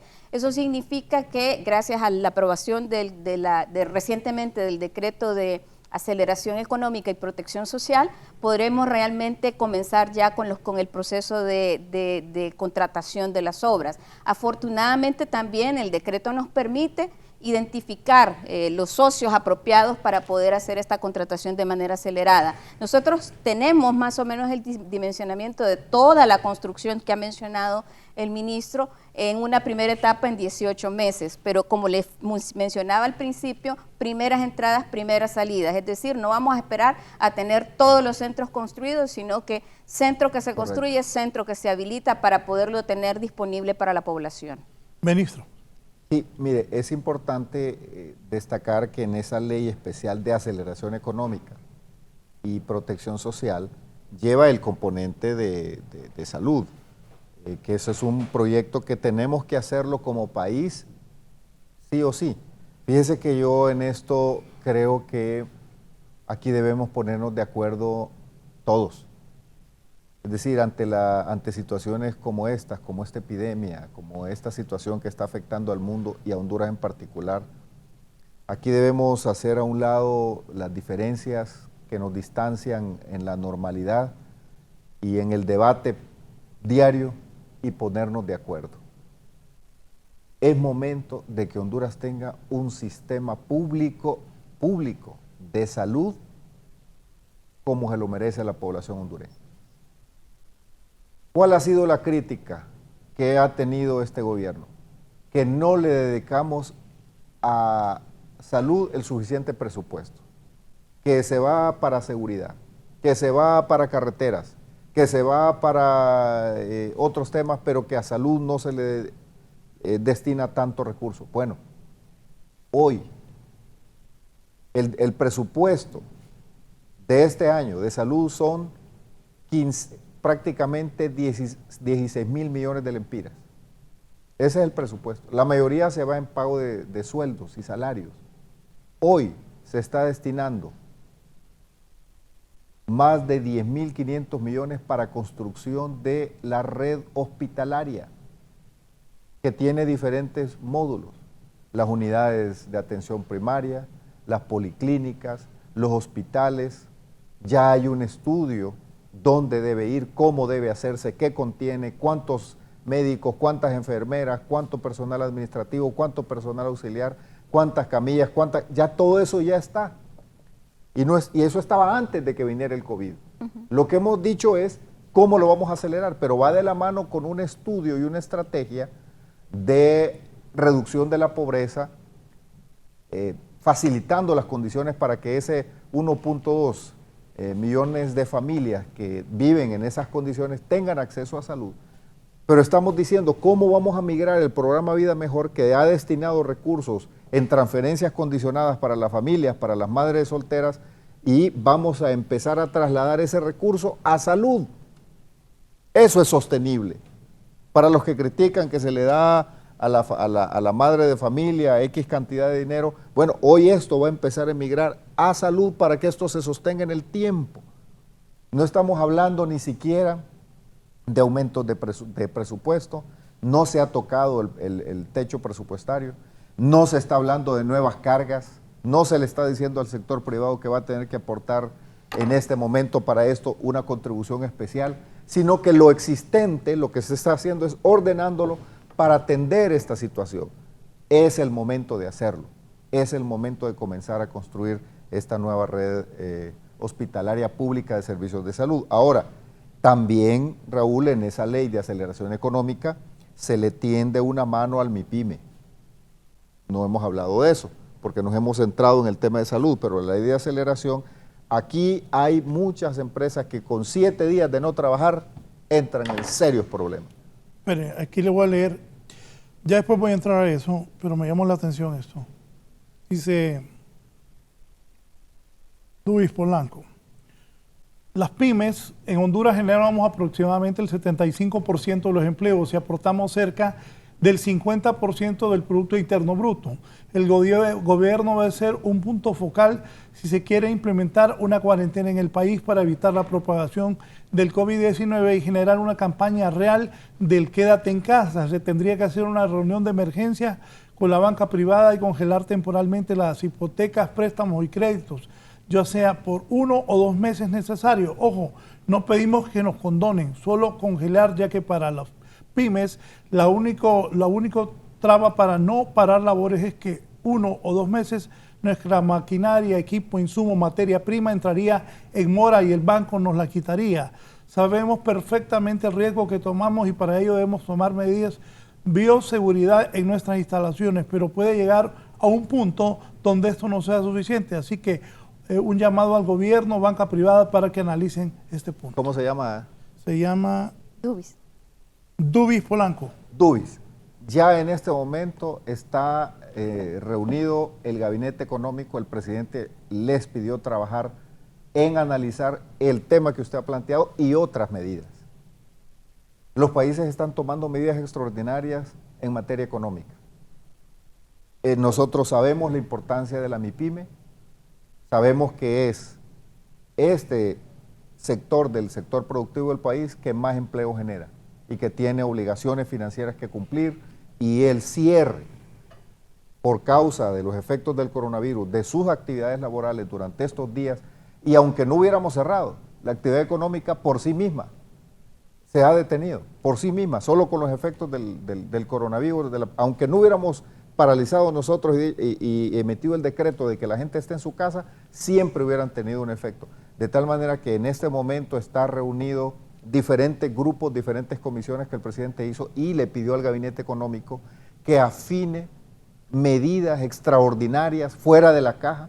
De hecho, este decreto legislativo que aprobó el Congreso Nacional emitió una ordenanza. En el artículo 11 dice: se ordena a la Comisión Nacional de Bancos y Seguros a evaluar la condición crediticia de las personas naturales y jurídicas, ahí entran las MIPYMES, a fin de reconsiderar sus reglamentos y normas en el marco de la presente crisis. Entonces ya aquí hay una norma que contiene esta ley de aceleración económica y protección social que habilita a que se analicen todos esos temas que a usted, y estoy seguro que a miles y miles de pequeños empresarios a lo largo del territorio nacional le preocupa. Esperaremos los anuncios y medidas que esperemos sean acordes a la realidad que está viviendo el sector productivo del país y que anunciará el gabinete económico. También aquí está el presidente de la Cámara de la Chico, Cámara Hondureña de la Construcción, Silvio Horarios, el ingeniero. Buenos días. La Chico participará del grupo de veeduría a través de su representación en COSI, en el COEP. Seremos férreos vigilantes y defensores de la transparencia y buenas prácticas para lograr una contratación directa eficiente. Por tanto, damos el voto de confianza a la ley especializada, dice el ingeniero Silvio Horarios, presidente de la Chico. Juntos, sector privado y público, podemos hacer grandes y buenas cosas por el país. Muchas gracias. Hoy a la 1 de la tarde tenemos una reunión con la iniciativa COST, con los representantes del FONAC, con representantes del COEP y los representantes del gobierno para que juntos hagamos esto. Esto no es una imposición y además este es un proyecto de todos porque estamos hablando de la salud del pueblo hondureño, de la red integral pública de servicios de salud, y el dinero nos tiene que ajustar para hacerlo mejor y que el pueblo hondureño tenga atención de salud como se lo merece. Ministro, me gustaría, además de agradecer también la posición de la Cámara de la Construcción, me gustaría enfocarme también en el tema del impulso a la micro y pequeña empresa. Ya en esta ley de aceleración económica y protección social, ya hay 3 mandatos importantes que están ya establecidos en esta ley. Uno tiene que ver con que Banprovi de alguna manera flexibilice sus programas y proyectos exactamente sus productos financieros, de modo tal que pueda facilitar la inclusión financiera de la micro y pequeña empresa. Esto habla de inclusión, generación de empleo y fortalecimiento de la micro y pequeña empresa. Por otro lado, también manda que el fideicomiso creado entre el Banco Central y Banprovi puedan de alguna manera crear mecanismos que sirvan como garantía en términos del riesgo que se puede incurrir en operaciones que tenemos en este momento y en esta situación, de modo tal que garanticen ya sea el refinanciamiento o la readecuación de las deudas. Y por otro lado, que no es menos importante, manda a SEMPRENDE, el Servicio Nacional de Emprendimiento y Pequeños Negocios, para que cree un paquete, un catálogo de productos que permita que la micro y pequeña empresa pueda convertirse en un proveedor de servicios tanto para el gobierno como para las alcaldías, y esto también genere derrame económico en este sector. Aquí también, ya se lo iba a pasar. Gracias. Dice Raúl, preguntarle al ministro qué piensa hacer el gobierno en el tema de pago de impuestos, como por ejemplo el próximo mes toca pago de impuestos sobre la renta y sería muy difícil realizarlo en esta recesión. El Gabinete Económico está analizando estos temas. Ahí está reunido el Banco Central, está reunido la ministra de Finanzas, está reunido la Comisión Nacional de Bancos y Seguros, está Banprovi. Están analizando la administración, el sistema de administración de rentas, aduanas, están analizando todo esto. Y yo quiero decirles a los empresarios y a los microempresarios que entendemos, nosotros como país tenemos que pagarle a otras personas a las que les debemos, que son los organismos multilaterales. Les debemos dinero como país. Y esta situación hace que la economía se contraiga y que no podamos pagar. No es que no queramos, es que de repente no les podemos pagar. Vamos a tener que sentarnos con ellos, a que nos difieran, a que hagan una moratoria al país, a Honduras, para que podamos resolver estos efectos que nos está dejando el coronavirus. Pero esto debe ser también derramado al sector productivo. Aquí no se trata de que nadie gane.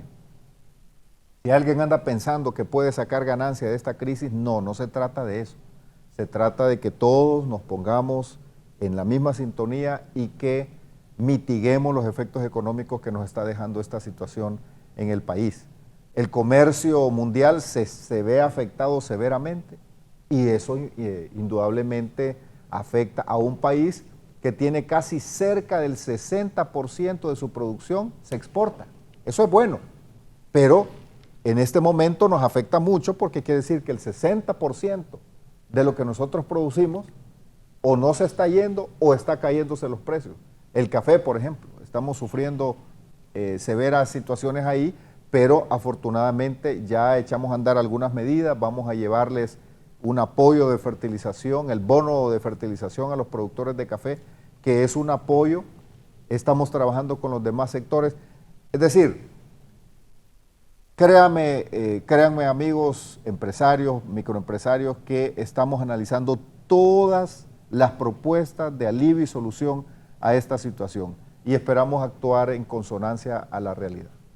Sí, la exministra de Finanzas también colocó el siguiente Twitter para escuchar la opinión del ministro, porque Gabriela sabe cosas como esta sin ninguna duda. Honduras se debe garantizar la liquidez inmediato, bajar encaje a cero si es posible, para bajar sustancialmente la tasa de interés, alargamiento de plazos en la deuda bancaria, recompra de títulos, postergar pago de impuestos sobre la renta sin recargos ni multas y obtener fondos internacionales, ha puesto Gabriela Núñez, exministra de Finanzas y es precandidata liberal. ¿Comentario? Bueno, es una persona que conoce muy bien el medio y todas esas propuestas que ella ha hecho son elementos que están siendo considerados. No descartamos ninguna y todas están viendo con seriedad. Así que, repito, a partir de este programa seguramente el foco de atención al Gabinete Económico para las recomendaciones que hará el Presidente de la República. Algunos de ellos requieren que el Congreso Nacional se reúne y lo autorice. Si se decide, por ejemplo, que haya una moratoria en el pago de impuestos, si esa fuera la solución, tendrá que reunirse el Congreso porque solamente el Congreso lo puede hacer. Sí, hay Consejo de Ministros hoy, ¿verdad? Hoy tenemos Consejo de Ministros aproximadamente en 1 hora para seguir analizando y tomando decisiones con relación a evitar la propagación del COVID-19 entre la población de nuestra población y sobre todo salvar vidas. sobre todo salvar vidas. Está en nuestras manos, hoy está en nuestras manos. No dejemos que se nos escape el manejo de esta situación. Bien, acatando las decisiones del gobierno, también la empresa EEH anuncia que cancela lo que se iba a hacer. EEH informa por motivos de alerta roja. Coloca ahí lo que ellos pusieron, por favor, decretar por el gobierno de la República, y en busca del bienestar de la población se cancelan todos los despejes programados a nivel nacional de la red de distribución del 16 al 21 de marzo. Para más información sobre interrupciones del servicio de energía en tu hogar, puedes marcar gratis al 118 o escribirnos a través de las redes sociales. También el SANA ha emitido el siguiente comunicado, si me lo buscas ahí, por favor. Atendiendo a las comunicaciones del SINAGER y de la Secretaría de Gobernación y Justicia, Descentralización, ambos publicados el día de hoy, el SANA, como institución responsable del abastecimiento de agua potable y saneamiento, siendo esto un servicio público indispensable para la ciudadanía, comunica que el personal de planta y sistema de distribución, llenaderos, vigilantes, valvuleros, conductores de cisterna, cuadrillas de reparación, mantenimiento y emergencia y demás operaciones del sistema de agua potable deberán laborar, no así el personal administrativo, quienes deberán atender la suspensión de labores instruidas. Hemos iniciado un plan para laborar mediante teletrabajo, tomando las medidas de prevención instruidas, también conformando personal y cuadrillas de trabajo que garanticen el cumplimiento de las responsabilidades de la institución y las comunicaciones oficiales. Gerencia del SANA. Es la medida correcta, lo que está haciendo el SANA es la medida correcta, y dentro del decreto ejecutivo, tanto la energía, todo lo que tiene que ver con el suministro de energía eléctrica y servicios públicos básicamente no se suspende, pero en esta ley de aceleración económica se autorizó el teletrabajo, tanto para el sector público como para el sector privado. Es decir, muchos empleados públicos van a seguir trabajando, pero desde su casa, a través del internet, ya sea los diferentes mecanismos de comunicación que nos permite el internet, van a poder seguir trabajando. Y aún pasada la emergencia, Dios quiera que sea pronto, cuando lo pasemos, no es que vamos a volver otra vez a la vida normal de aglomeraciones, sino que paulatinamente, y algunas cosas llegaron para quedarse. El teletrabajo, por ejemplo, que es trabajar desde el hogar, trabajar desde la casa, presentar productos. Esa es una buena opción que nos va a ayudar enormemente a contener la propagación de este virus. Doctora Pamela Cuello, la gente del Seguro Social, ¿está preparado el Seguro Social para recibir compatriotas que puedan ser afectados? ¿Qué medidas han tomado ustedes? Sí, bueno, como Seguro Social mencionaba yo que tenemos ya la red capacitada a nivel nacional, ¿verdad? Todos los establecimientos de salud con personal capacitado. Tenemos clínicas de triage donde vamos a poder captar pacientes con una probable contacto o sintomatología respiratoria relacionada al COVID-19. Tenemos habilitada la clínica periférica 2 en el caso de Tegucigalpa, donde se van a reseccionar los derechohabientes que cursen con una patología COVID-19 detectada en cualquiera de los establecimientos de salud de la zona metropolitana. En San Pedro Sula tenemos la clínica de Calpules, igual con la misma estrategia, ¿verdad?, de captación de sintomáticos en las clínicas periféricas, con referencia nada más. Estas clínicas están destinadas nada más a aislamiento de pacientes con patología COVID-19. Los servicios subrogados también están ya preparados, ¿verdad?, o dentro de las posibilidades que se presenten. Si no, tenemos articulaciones también incluso hechas con la Secretaría de Salud en aquellos casos de que no se pueda manejar, ¿verdad?, en las zonas donde no exista una UCI, por ejemplo, ¿verdad? Entonces ya están los hospitales asignados por la Secretaría de Salud y existe esa articulación.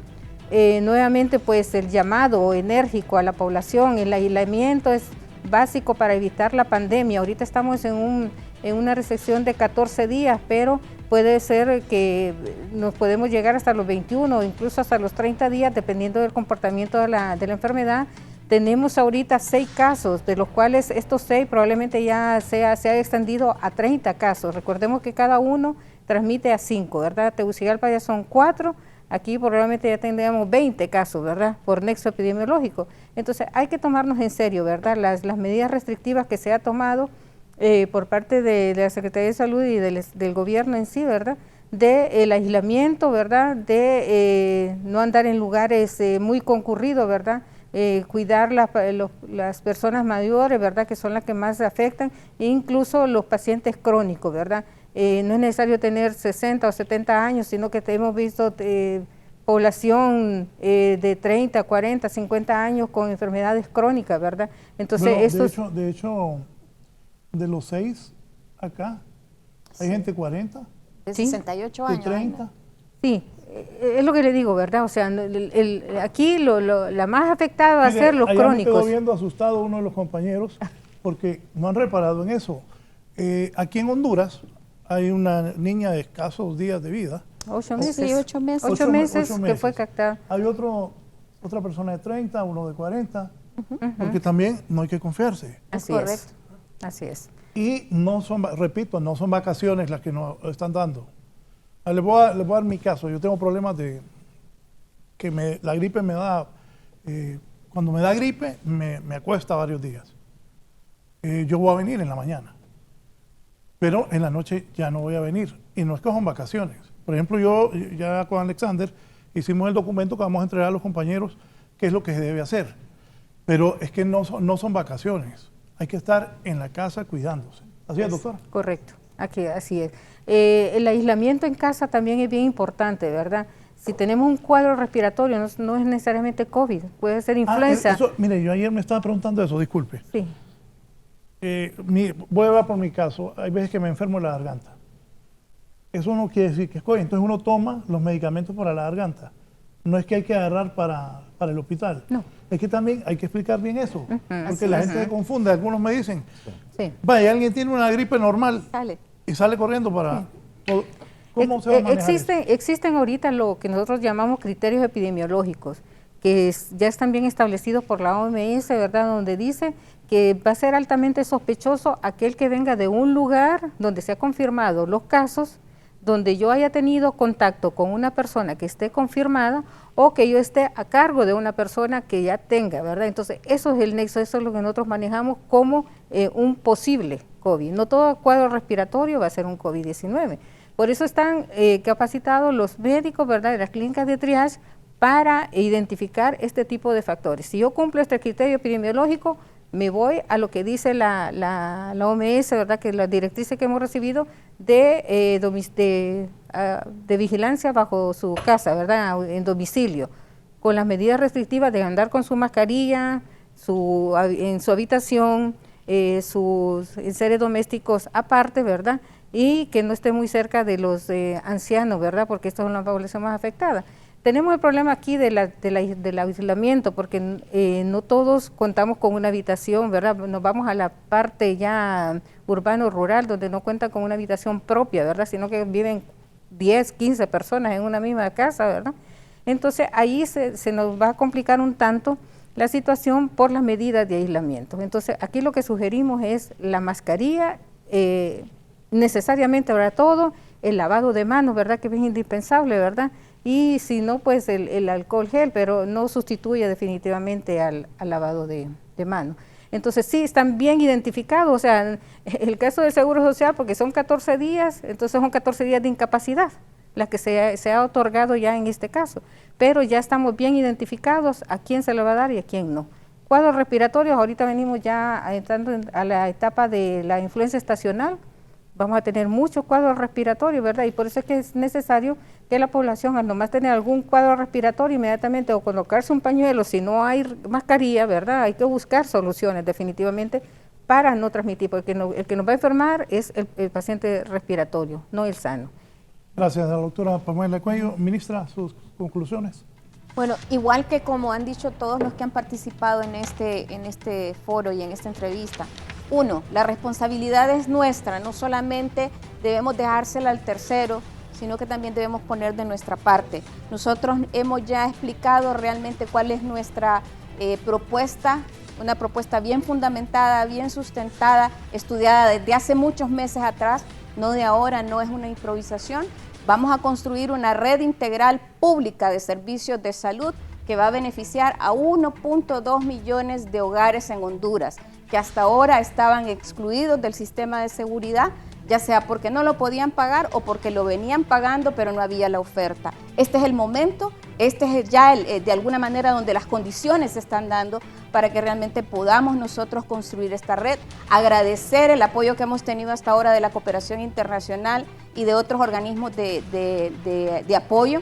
Y ahora, fundamentalmente, quiero agradecer a la Cámara de la Industria de la Construcción por ese respaldo que nos está dando y ese voto de confianza que nos está dando. Lo vamos a hacer juntos y lo vamos a hacer bien. Gracias, ministra. Me dicen acá, Raúl, preguntarle al ministro Eval Díaz. Buenos días, me dice. En el tema del teletrabajo, ¿aplica el servicio exterior, sobre todo en la Embajada de Italia? Por favor, pregúntale al ministro. Mire, todo lo que se puede hacer con teletrabajo debe hacerse con teletrabajo en este momento. Y no solamente en el teletrabajo, hay muchas. En este momento en Honduras, sin saberlo nosotros, está funcionando la teleeducación. Ya especialmente en los centros privados, los niños siguen estudiando, pero desde su casa, y hacen exámenes a través de las plataformas que tienen las diferentes escuelas. La Secretaría de Educación con CONATEL han lanzado un piloto de cómo vamos a empezar a trabajar a través de las tecnologías de la información y la comunicación sin que el niño vaya a la escuela. En estos momentos, estos mecanismos son sumamente necesarios. Aquí yo vine a hablar un día de la telemedicina y me llovió un poco porque planteé el tema de la telemedicina. Y mire, tristemente hoy la realidad nos da la razón, porque la mejor manera... Sí, que usted habló que por el teléfono me podía tener la consulta, ¿de acuerdo? Dije que el teléfono es un mecanismo, es un instrumento, pero hoy en China y en esos países la telemedicina está de moda porque evita el contacto personal. Claro, no sustituye todo, pero la atención primaria, la consulta primera, por ejemplo, usted le ha preguntado hoy a la doctora, preguntas como esas se pueden hacer, cosas como esas se pueden hacer a través de la telemedicina. Entonces, toda esa es la tecnología que nos va a evitar ese contacto personal, que es el factor predominante para la propagación de este virus. Así que, mire, esta epidemia mundial va a cambiar el mundo. Va a cambiar y está cambiando la forma en que vemos las cosas. Hay cosas que llegaron para quedarse. El COVID llegó para quedarse. No se va a ir. Eso tenemos que irlo interiorizando. Lo que tenemos que hacer es aprender a manejarlo, mientras ojalá la ciencia y Dios ilumine a los científicos para que encuentren una vacuna lo más rápido posible, pero eso va a llevar tiempo, porque de aquí que se dispersa a nivel mundial, el tema de costos, toda esa logística va a llevar tiempo. Tenemos que aprender a manejarlo y la única forma en que, y lo voy a decir así, tal vez un poco dramático, en que podés proteger a tu papá, a tu mamá, a tu abuelo, a tu tío, a un ser querido que tiene una enfermedad crónica, como diabetes, como hipertensión. La única forma en que puedes protegerlo es siendo responsable, es siguiendo las medidas que se indican a través de los medios de comunicación, es las recomendaciones que te está dando el gobierno, la Secretaría de Salud. Es la única forma, haciendo caso. Es como vamos a salvar a nuestros seres queridos que están más propensos a padecer el COVID y que sea letal en ellos. O vos que me estás escuchando, que de repente te crees inmune a esto y que no te va a pasar nada. Hay que hacer caso, hay que tomar en serio esto. Unámonos todos, dejemos un rato las diferencias. Somos la misma especie, somos los mismos seres humanos y aquí somos todos hondureños. Pongámonos de acuerdo en esto, salgamos adelante y después seguimos con nuestras diferencias. Después seguimos debatiendo si esto es rojo, o esto es azul, o es verde, o es alto, o es bajo.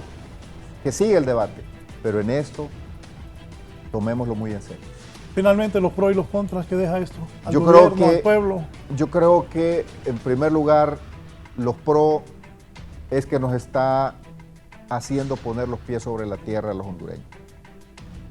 Es que esto puede servir como factor de unidad nacional. porque esto es tan grande que nos está superando y debe ser un factor de unidad. Eso es los pros. Es que es el momento de hacer las cosas que durante muchos años por estar peleando no hemos hecho, como la red integral pública de servicios de salud, por ejemplo. Si lo hubiéramos hecho, estaríamos un poco más tranquilos, pero hay que hacerlo, no es tarde todavía. Los contras, pues tenemos que lidiar con este COVID y otros que van a llegar en el futuro y que no se van a ir. Desafortunadamente vamos a padecer mucho, pero la humanidad siempre ha tenido esa característica de superar los retos y los hondureños en particular, y no tengo la menor duda que en esta ocasión así va a ser. Así que muchas gracias por su atención, Raúl, por el espacio, por hablar de este tema tan importante que nos tiene preocupados, pero a la misma vez hay que mantener la serenidad, hay que mantener la cordura y seguir las recomendaciones que se nos han dado. Bien. Gracias a la doctora Pamela Cuello, a la ministra Zoila Cruz y al ministro Eval Díaz. No es que hay vacaciones, no es que el gobierno le dio vacaciones a los empleados. En Italia, un país de los más bellos del mundo, con un sistema de salud de primera, murieron más de 300 personas en un día. Así que hagamos caso, cuidémonos. No salga de lo que está diciendo el ministro. En Italia los muchachos no creyeron y se iban a pasear y a divertirse y llegaron y enfermaron a sus papás y a sus abuelos y la gente empezó a morir. Ya en Italia han colapsado los hospitales. En Italia. Así que si nosotros no hacemos caso, podríamos tener una catástrofe. Dios primero que no y que todos hagamos caso. El dengue también está presente, cuídese, el dengue mata. Y el coronavirus ya está aquí en Honduras. Hay 6 casos y me dijo, doctora, que eso podría multiplicar ya a 5. Podríamos tener ya 30 ya. Ahorita cada persona contagia a 5. Es la estadística que se ha manejado ahorita. Bueno, cada persona contagia a 5. Así que cuidémonos. Buenos días. Sigan con nosotros aquí en Canal 11.